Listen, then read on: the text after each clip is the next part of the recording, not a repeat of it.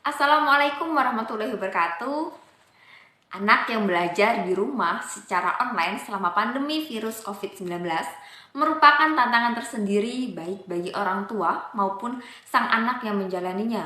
Dalam hal ini, orang tua mesti bisa mendampingi anak ketika proses belajar, menjadi tempat bertanya, dan terlibat dalam pengerjaan tugas sekolah si kecil. Selama belajar di rumah, si kecil kerap merasa bosan dan akhirnya kurang fokus ketika mengikuti pelajaran yang sedang diberikan. Lalu bagaimana cara agar si kecil bisa berkonsentrasi selama sekolah online?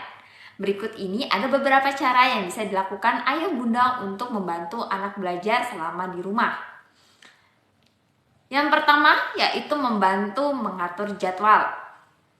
Seperti membuat jadwal harian yang harus dipatuhi anak setiap harinya. Jadwal ini mencakup kapan ia harus belajar, kapan ia harus beristirahat, kapan ia boleh bermain, dan berbagai kegiatan lainnya. Ini akan memudahkan anak untuk disiplin dalam mengatur waktu. Dan sebisa mungkin ajak anak untuk mematuhi jadwal tersebut. Begitupun dengan keluarga di rumah. Jika anak sedang belajar, hindari mengajak main dulu ya.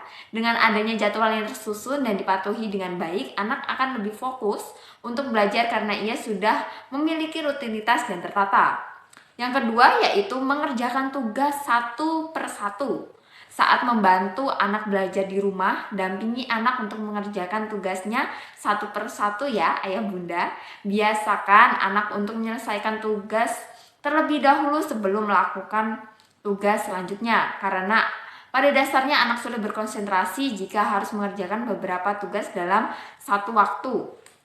Jika anak mendapat cukup banyak tugas, ajaklah ia untuk mencicil pelan-pelan tugasnya, dimulai dengan tugas yang lebih mudah dan menyenangkan untuk dikerjakan.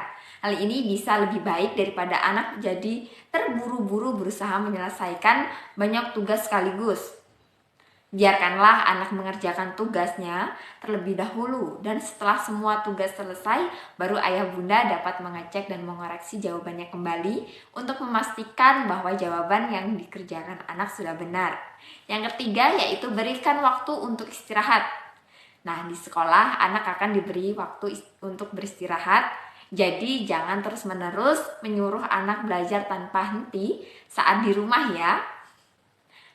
Ayah bunda, belajar dan mengerjakan tugas sekolah berjam-jam tanpa istirahat hanya akan membuat anak kelelahan dan tidak fokus. Ujung-ujungnya ia akan tidak dapat belajar dengan optimal. Selalu berikan waktu istirahat yang cukup bagi anak di tengah-tengah kegiatan belajar di rumah. Biarkan ia mengembalikan energi di waktu istirahat dengan berbagai kegiatan yang ia senangi.